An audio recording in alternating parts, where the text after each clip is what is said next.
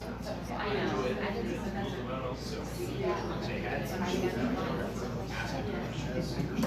Now let's count it down. At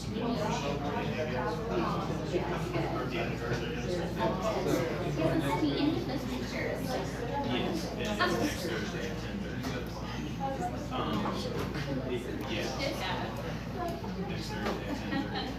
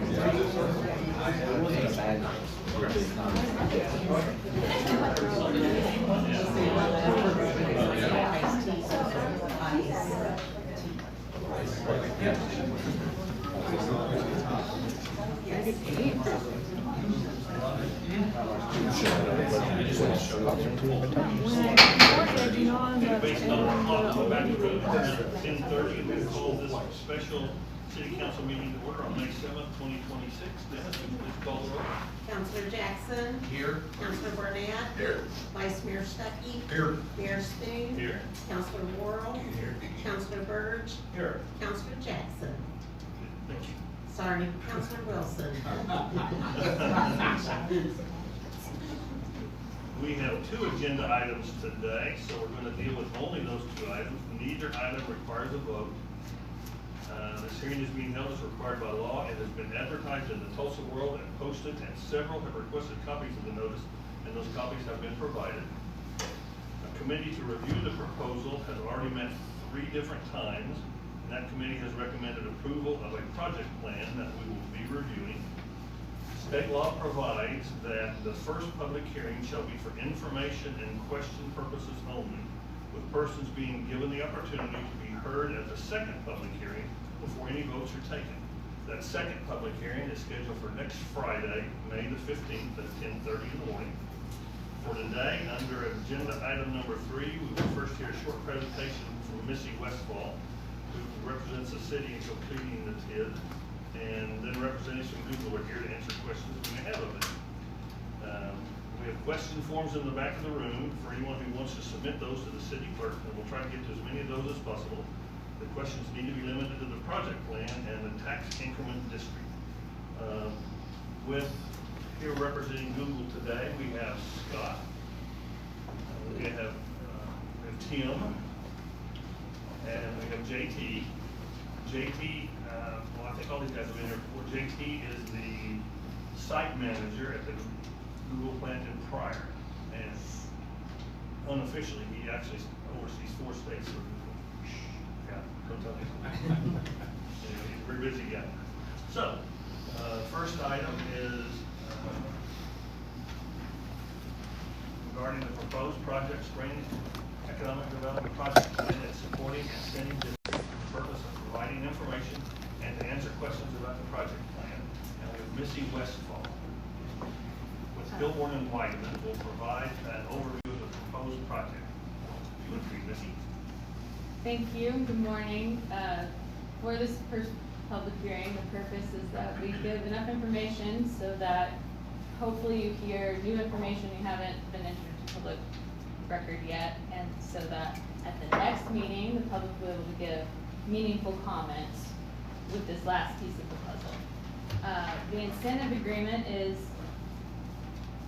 put together by a project plan that has been made available on the city website. So rather than read this 12-page document to you, I was going to hit what I think is the most pertinent information in the deal, and hopefully everyone will participate by answering, or by submitting questions that will inform us on what we need to also answer today, but if we can't today, with all the people that came from Google or the school or that have participated in meetings so far, that we'll be able to present that information next week before we make any big decisions.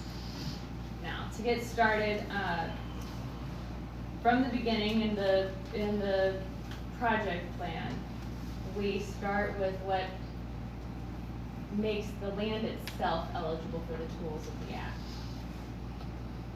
Under Article 10, Section 6C, there are a number of ways that will automatically qualify a piece of land for the incentives under the Act.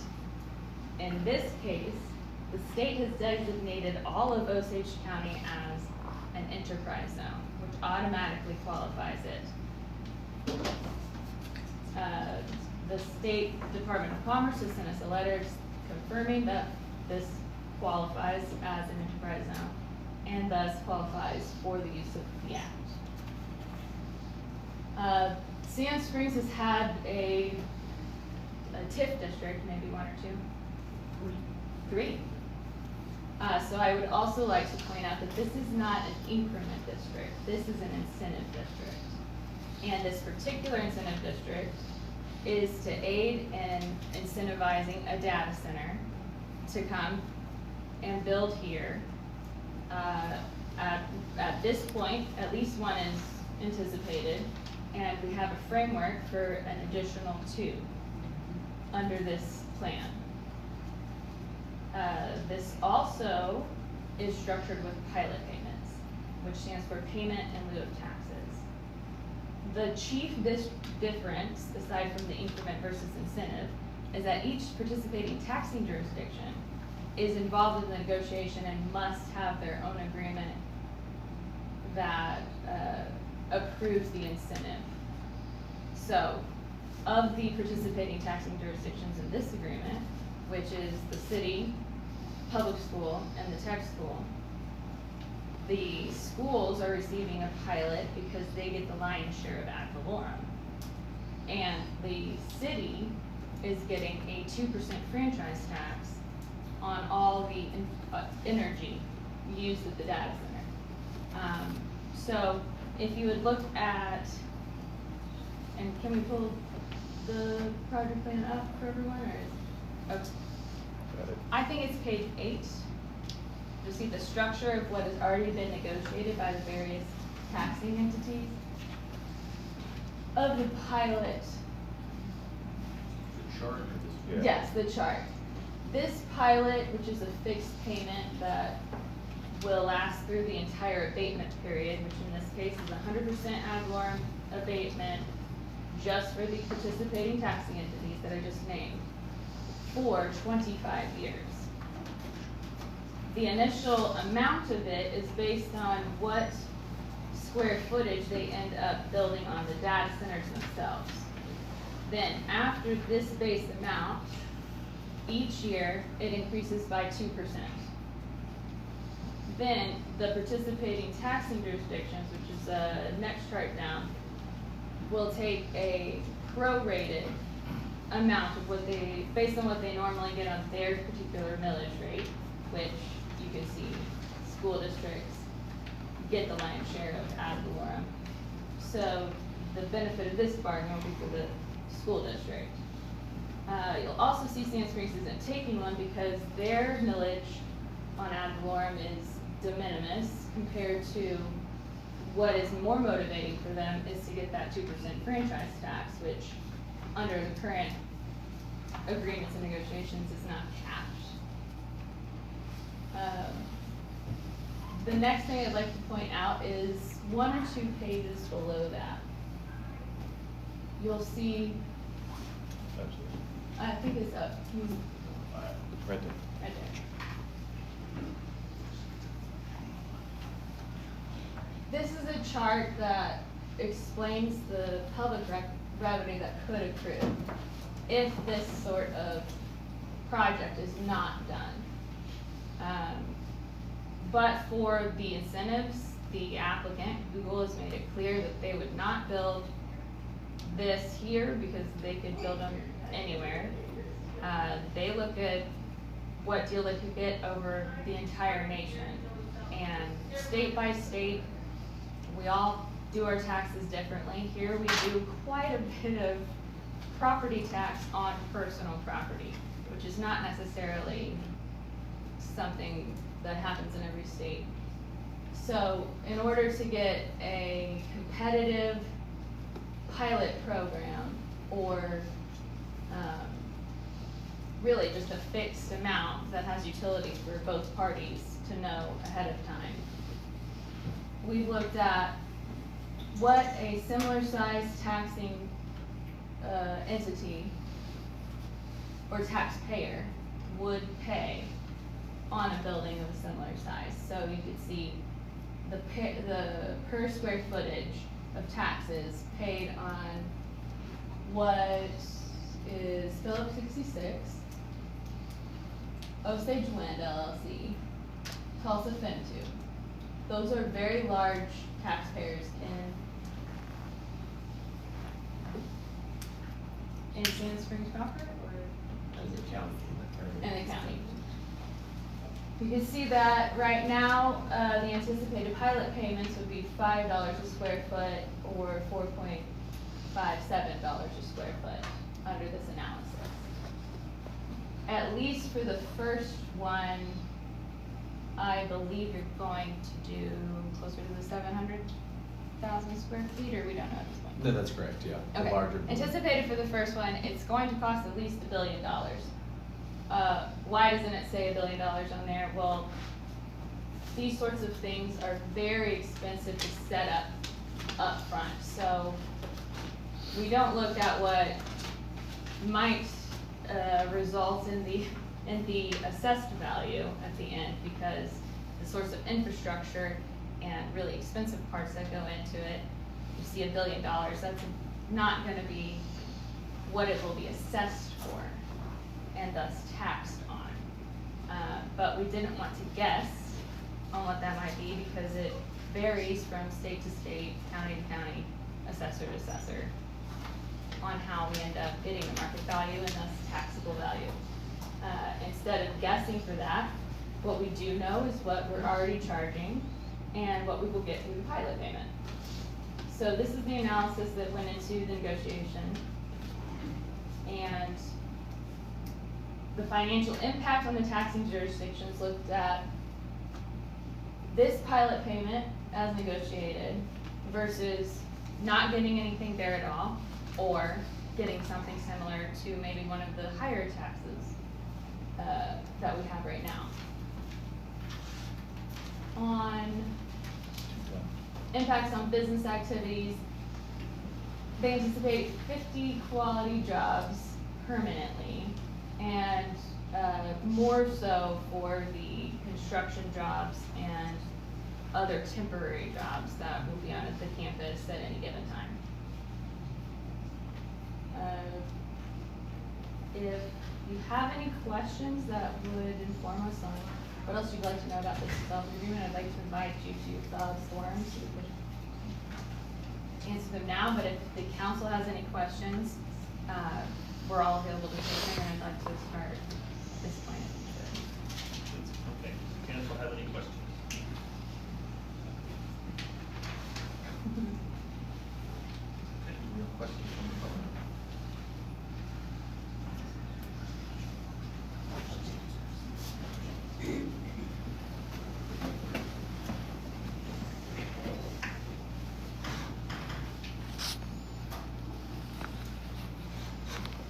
All right, and this is, question is, why is Anderson, I assume Anderson Schools, not a third district? You have the ability to bring them to the table. They can Let me lose just say state it. funding because of this. $9 billion asset in Osage County. They also lose the 4 mil ad valorem tax. Because the county is not participating in this program and abatement, they will actually continue to get the millage mileage that they already do, which I believe includes the 4 mills that they give to schools countywide. And, not being particularly familiar with how Anderson is set up, I believe they will still get anything they would have gotten otherwise. Well, once there is a large asset in that county, they can lose state funding. And they are a school that is highly, like, they need that state funding. They would only lose state funding if they received money. No. I have the actual formula that's online that the state uses. They use all the assessed value. They don't take that out because they're not getting that. So they're using the whole Osage has taken out, correct?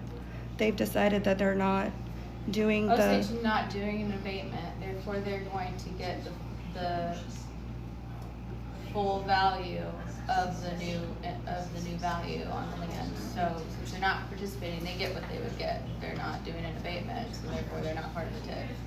yes, that's why I'm asking, can we not bring them as, to get more for that? Yeah. Yeah, I mean, usually under state funding, if you get ad valorem taxes, that goes into the calculation, so you I end up have that. equalizing what the state gives you. But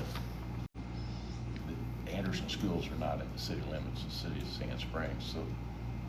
But they are in When the Osage, county. yeah, but when Neither is Osage the data County center. decided not to do it, that Yeah, put them out. I know, they are We put out, would so I'm love to- asking, can y'all not bring them in? They were Because- invited in. They started and they. Anderson School District? No, the county. Why can you not bring Anderson School It District? has to be the affected school district that's They- actually in the. City We are in the limits. county. We are the affected school district. Exactly. This is a city of Sand Springs, TID. They're not in the city of Sand Springs. It has a Sand Springs address. That's just my understanding. I feel like Well, what they they're are not- getting they're is not- not, It's Sand Springs Schools boundary, and Anderson has their own boundary. and It they're was not. They're not in the boundary. okay, They're not in the cities. yes, yes. The school It's district on been this property annexed. that is a taxing entity on this property is Sand Springs Public Schools. Right. I believe the only benefit that Anderson would get would be the countywide collection that they give to all schools in the county, which I believe is 4 mills, but So they're saying the kids affected won't If the get county money. would have participated, there would have been an annual allotment that Anderson would have Yes, benefited from. and that's what I'm saying, The that kids they are affected. missing out on, now that Osage has been removed. And that was part of the agreement that was gonna go with Osage County, and they gave that up and not participated. This is Scott Well, Simons. the My, Anderson kids give us Sand Springs up to 8th grade. Yep. so we can double check this and the site is not in the Anderson School District, right?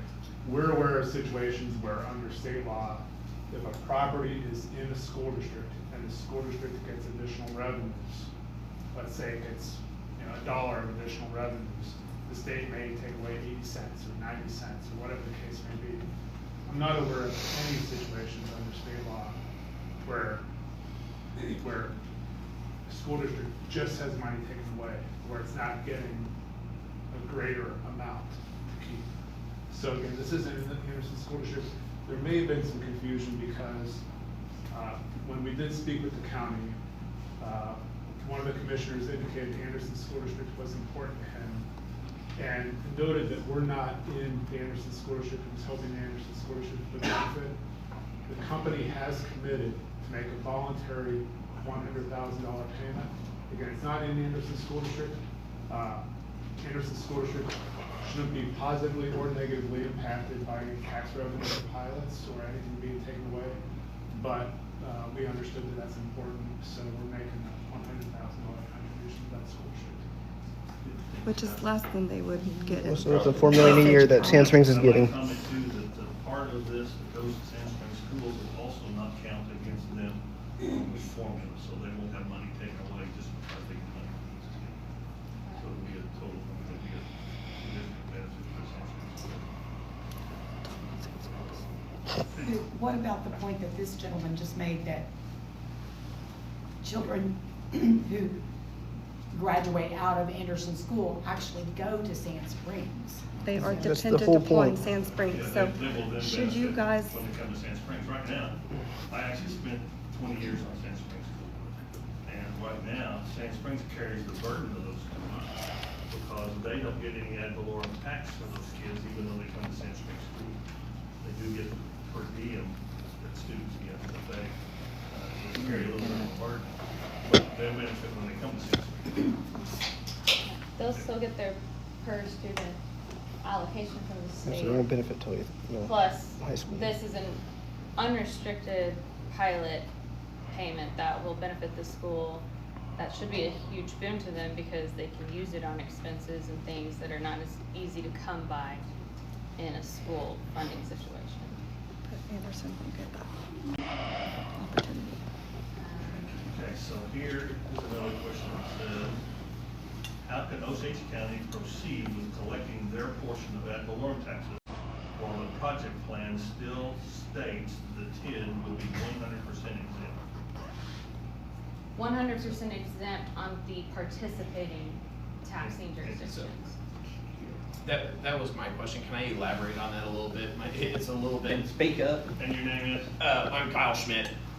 So it was a little bit difficult to like write out the whole question because Sure. it's kind of complicated. Right. If the Local Development Act gives Sand Springs as the governing authority over the TID, the ability to regulate the taxes within that TID, and Sand Springs says that TID is 100% exempt from ad valorem taxes, the Local Development Act, from my understanding, they are the 100% authority over that TID. So That is more an increment tax. So like I said at the beginning, each Okay, so taxing that's- jurisdiction has to have their own agreement. So Okay, they so have that's- to say, we are going to abate our portion. okay, so of that's that one. that's the nuanced difference between the increment and the incentive district. Right. Okay. If you're doing an abatement, you have to have each one of them enter an agreement, which is the incentive agreement that is accompanying this document. Yeah. But yeah, that's a good question. Okay. If they're not participating, they get their taxes just like they would otherwise. Okay. Thank you. Okay. One other question. Why provide tax breaks for a corporate interest who is actively seeking to build on the proposed site? Is this data center going to have to follow the currently passed legislation, or will it be grandfathered into previous legislation? There's more questions. So that, we'll answer that one. Is this data center going to have to follow the currently passed legislation, or will it be grandfathered into previous legislation? There's no grandfathering.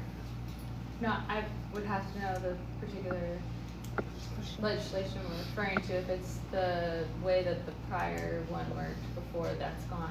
Yeah, that's not. That's That less than 23, which is why we're now in the Local Development Act, and we're using that tool now, particularly all over the state, in order to incentivize data centers, which put a lot more money, as we've said, into the same amount of space, which ultimately, after the term is over, will have a very large impact on the taxable base.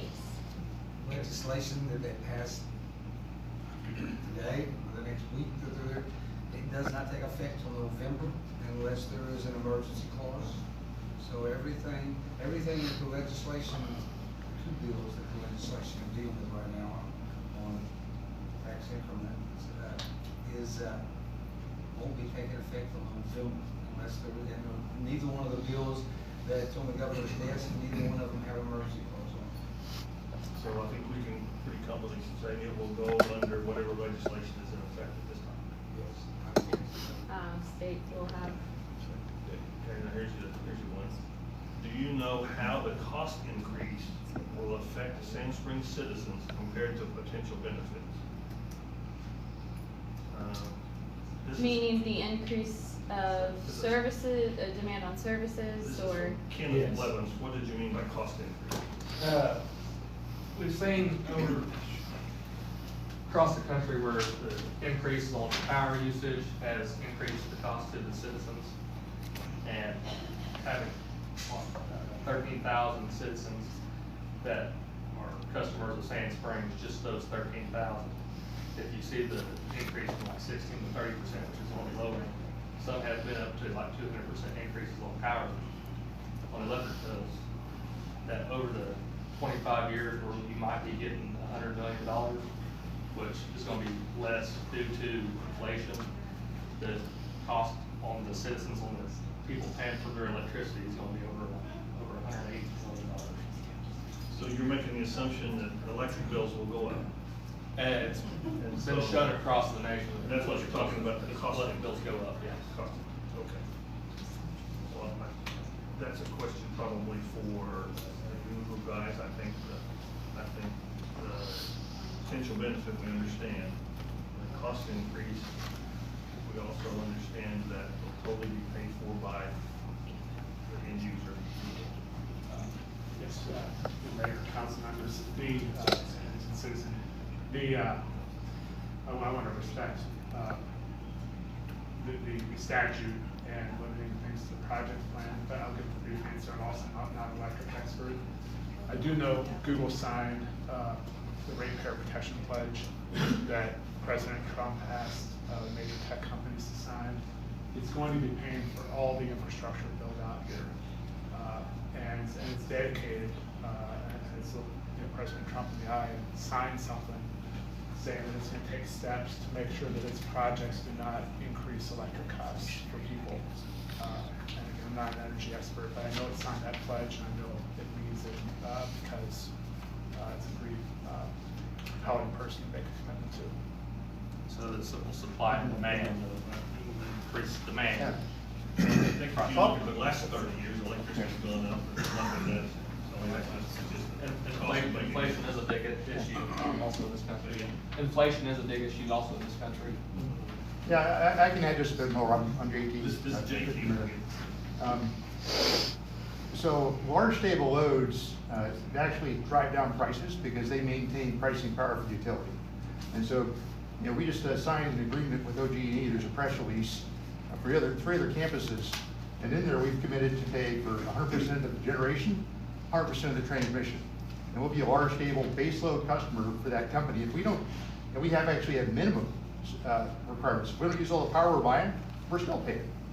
So it's a pretty, I think, supply and demand, it's a very good time in the energy industry to sell to large customers like Google.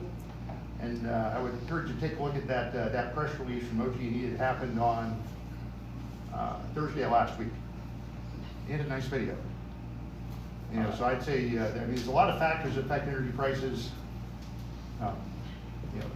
Wildfires, infrastructure problems, spot price of natural gas. And as a citizen, Oklahoma, I actually don't like, some of my energy costs come in, I get a stipend from a storm that happened before I got here. So I personally appreciate all that. JT, it's been said that the large users like this will, on the transmission, will essentially build the super highway, and all the electric companies have to do is build the off ramps. So they make the ability to move electricity much cheaper for all the other units. Yeah, we'll pay 100% of the generation needed and 100% of the transmission needed, and that actually builds a stronger grid. Thank you for the question. Okay, that's the only questions that we have. Anybody else have a question? If you would write it down, we appreciate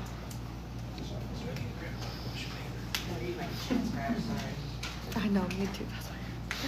I didn't realize somebody else was gonna read it. I thought I was gonna read it. Okay.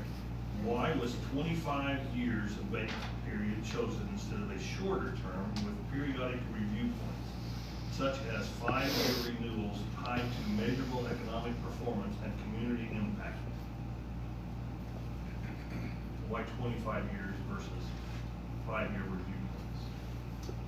Because that is what the state legislature decided to increase the limit to. And like I said before, it's not just they're getting an abatement for that long of time, it's to lock in a predictable amount of revenue for both the taxing jurisdictions and the company. I don't have insight into why exactly that number was chosen or what it does for Google to make it more feasible, but they have assured us that that is what is needed in order for them to build here. So the Oklahoma State Legislature allows a 25-year agreement. Specifically for this industry. And I think that's the significant investment up front. And so it takes a while to recoup that investment. So 25 years is the plan. That was double talk. Yes, Mayor, thank you, and I agree with what Missy said in response.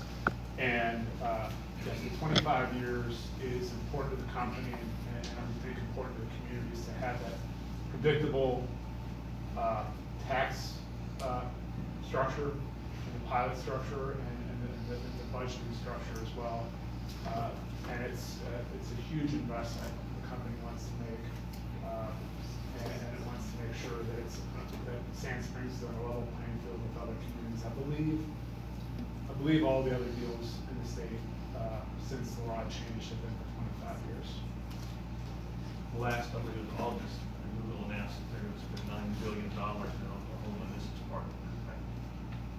Yes, sir, and other sites as well, which JT and others are familiar with. Yes. Okay. The next question is there an inflation protection mechanism built into the TID to increase the pilot payments by a relative percentage every year? I can answer that. It's 2% a year. Increases by 2% each year. So the numbers you saw on that screen will increase and compound 2% every year for the 25 years. Well, and under current state law, they can only increase by 3% a year at most on commercial property. I personally just reviewed a community TIF where the county hadn't increased any of the commercial property in 4 years in value, and in some cases it decreased it. So that could go both ways. It's not an automatic percentage increase at county level, but we are guaranteed at least 2% under this pilot agreement. And if I may, Mayor, there's also a CPI adjustment that the city negotiated. It's been, that Missy and John, David and the team negotiated for each subsequent data center, we're going to look at the differences, look at consumer price index, to reset that sort of base pilot amount that we were showing earlier for each subsequent data center. So there's the CPI adjustment for subsequent ones, and there's the 2%. Correct. That's the guy. Missy, will you elaborate on what Scott just said? Each of these are set up, this plan is set up into 3 TID things, and how the 25 years correspond with each other. Because I think some people may think that once initially it gets started, it's just 25 years. It's actually a longer period based on when they initiate each phase. So the act allows you to defer the commencement date of the TID up to 10 years. So this allowed flexibility for them to build up to 3 without having to start this very long process from the beginning. It will still have to go through the planning process and still have to, by resolution, start the date. But after the initial ordinance, the commencement date has, in the next 10 years, but likely not that long, to start this, the legal mechanism within this project plan is that they get their C of O for the data center, or they're substantially completed with the data center. And up until that point, they will pay the taxes that they're owed on whatever they build out there first. Because until they have a data center and the ancillary buildings with the campus are not a data center campus, So because there's not a data center for them to support. whatever's assessed there on an annual basis, they would pay an annual tax on that, and everybody would take their percent. Correct, and they would continue to pay the ad valorem that's owed on the current value up until the new value has been established, which will be after the ordinance. And the pilot payments will start the year after. The January of the C of O or substantial completion, Certificate of occupancy. which has to be before the 10th anniversary of when the ordinance passes. And the pilot, whenever that starts, will go for 25 years from that. Correct, For each one. for each one, so, Yeah, whenever they start. yeah, so if they don't build it within that My 10 years, it's not part of it. My understanding is they're kind of gonna build these all pretty much one right after the other, it sounds like. For discussion, would it be accurate? Yeah, it would be a rolling phase, but they'll be closely phased together. I mean, we'll, so as we can expect them within, a year, a couple of years of all three of them coming live. But right now, it's the, committed and focused to the first one. And I think that's what the agreement has initially. There can be changes in schedule, but it's option to assemble workforce to build one and just keep going. So they know what to do, and they just keep building what they're doing.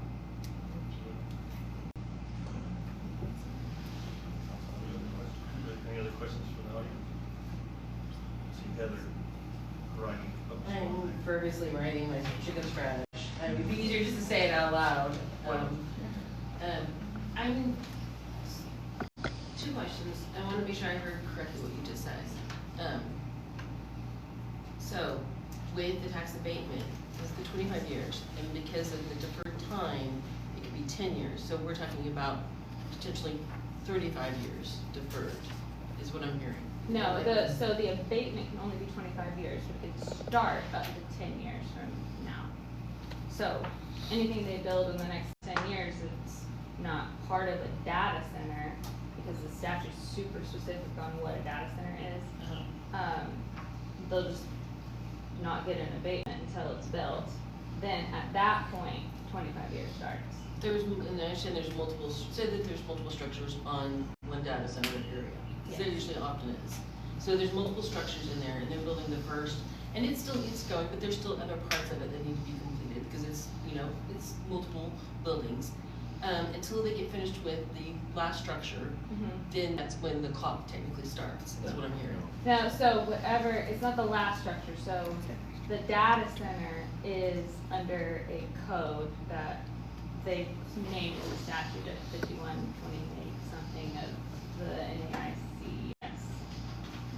There are, That's a data center, defines data center, anything that's ancillary to a data center, so say they started with a security building or an office building, well, if it's not in support of the data center under that code, it's also not part of it. So up until that data center, everything that gets built before that, still on the tax roll. My point being is that data centers often aren't just one building itself, is that, I understand the ancillary buildings we're talking about, and I'm not talking about multiple structures that are data centers into themselves. You're saying that, but you're not saying, you can have. This will be 3 buildings, and they'll essentially be 3 different TIDs, starting at whenever that one building is complete. Okay. they have to initiate the TIDs. So you can see on the screen, there's 3 TID areas, 1, 2, 3. Every time they build a building, there'll be a resolution passed, and that starts that 25-year clock for that portion of the TID. So that's what I was saying is, they don't always run concurrently. The first TID may start hypothetically January 1st, 2027. I'm just saying that, I'm saying that's what it is. The next one may not start till January 2029, but they have a 25-year period. So that 25-year period may actually be stretched out, and each TID on those square footages that you saw paid that portion based off the square footage. To where you saw maybe 1.4 million or whatever, that's not the total for the entire area. That's based off of each building and their size. So that money, as buildings get built in the sizes, increments, and like the mayor said, they compound and it goes up and up. To kind of answer your question, the last payment could be 35 years. Okay.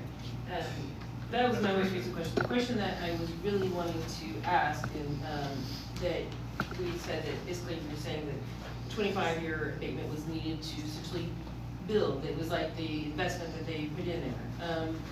I'm curious if we consider it out, phasing it out over time, or back to the idea of because I understand that there's an initial investment, but back to the 5-year review, why we can't review it at the time, doesn't mean that it would be like, oh, it's gone, but saying, where's the benefit versus, because they're gonna be making money off of this. I mean, the data centers are, mining data and doing all kinds of wonderful things that we, use every day on our computers, but also, you're gonna be using a lot of resources locally. I still don't understand why we can't review that on a regular basis or have some kind of structure around that to do a review over time. I'm not saying that it would drop off, but have an idea where there would be maybe a percentage that it created, or they're bringing in so much versus, what they're gaining. I don't, does that make sense with the question I'm asking? Well, it'd be reviewed almost regularly as far as their, their performance, what part we play and what they do. But the agreement will be for 25 years. And we have a build agreement, which I think item number 3 is kind of an explanation of that. Well, I think that what I heard was that the 25 years was because that was allowed by, the statewide maximum. And that maximum doesn't mean that you need to be doing the maximum, is my point. Exactly. It's just was part of the incentive package that was presented of they want this amount and this is what they're willing to pay. And the pilot payment, that was all negotiated. And what we have been told consistently is that this is what it would take to get them to build here. Google wanted a surety. They wanted assurance of the deal for that time period, and taxing entities wanted assurance of what their benefit is during that time. That's why they made 5 years. Yeah, the flip side of what you're saying is they'll pay this tax incentive, they'll pay this pilot for 25 years, regardless of what. So what happens in 15 years if the data center is obsolete and no longer viable? Is that a question for you, Tim, or As mayor, council members, and citizen, we don't anticipate that will happen. First, Google has never shut down a data center. The demand, just as we're seeing from how companies are doing the chip business, et cetera, for data centers is really, really strong. Where Google will expect to continue to invest is in communities where it has great operating cost structures, a great workforce, reliable energy. We expect that's going to be Sand Springs. And we are going to be paying pilot. As long as we're benefiting from the exemption, we're paying this pilot under the deal. So, and I understand the question. None of us can absolutely see the future for everything. But again, the record is, this is Google. This isn't a fly-by-night company. They've never shut one down. They're going to use this building. They're going to use this equipment. Technology is going to evolve and get better. But this facility in Sand Springs, hopefully is going to be one of the best facilities in the world. We got an explanation early on that in the past, any smaller building, that they just converted to something else, but to meet their needs, they found use it for telecom or some other reason, but they've never abandoned the building. Our first building at the Broward campus was built about 19 years ago. It was a warehouse that existed on the campus. We bought it. Rumors it was supposed to hold dog food. The thought at the time was it will run 2 years and then convert to something else. We're still running it. It's doing great. And today I'm spending millions of dollars a year to replace the cooling towers because we're not going to stop. It is still good purpose and small. For the foreseeable future, you'll see that change. I've got no signal that I'm going to stop fixing that thing and keep it running. But if it does, it's no longer Sure, I believe a that. data center under the state definition, under our incentive agreements, the TID goes away. The abatement goes away. That's true. Any other comments? I think you're right. JT's got any other comments? Missy, good explanation. Did great. Councilwoman? Okay, item 3. 3 on the agenda. I don't have an agenda. What, would you bring it back up? Item 3 is city manager's report. Update the city council on status of completing development agreement for projects being put on track.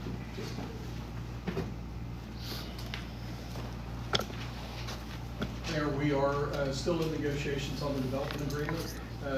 The main point that was made during this meeting is that we have negotiated the 2% franchise tax, which will mean a significant amount. It's also uncapped, and that is, I have to, that is something the city asked for, is that it escalates as costs increase of electricity, that it's not capped. And so that will protect our taxpayers here, and it will give additional benefit, and Google is very good. This is one of the first times that's ever been accomplished. And so we're appreciative to Google for agreeing in principle to that. We'll finish the agreement as soon as we can. We still have a few other items on the development agreement that we're looking at, and but we're working well. And so I think that that development agreement will be brought to you separately, and we'll, hopefully it's ready for the 15th. If not, we'll handle that in a separate meeting. I think up until now, the agreements have, I think we're the first one that's uncapped, meaning there's no limit. Up until now, there's been a maximum amount that would be paid to the. Right, that was a request of the city, and but we should be finishing that development agreement with the assistance of Google's counsel, and we'll bring it before the council. You want to share the protection too, if they start making their own power. Yeah, the other thing that we requested, if there is on-site generation for any reason in the future, if the legislature were to mandate that or anything to that degree, then we would, that will be metered separately, and still the same benefit would be applied. And that was an ask of the city. Mike, going back one, there's 2 bills on the governor's desk that have to do with data centers. The first and the largest one, we've already negotiated with the governor, what the governor was going to get that are in the agreement on Yeah, there's a lot of things out there right now. We'll see what makes it through the legislature, but I think the intent is, and I think what you've seen with Google is they've already agreed by signing on to the presidential promise, and I think they've said that that's a commitment they want to take on, and so we've been impressed by that. Questions you'd like about the development agreement? Very good. Any other comments? Very good. I would say I appreciate the crowd this time, and you conducted yourself. It was a very good meeting.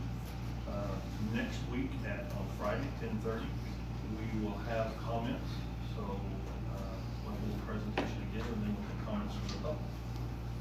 Okay. Seeing no other business, so we'll have a meeting adjourned. How do I end this?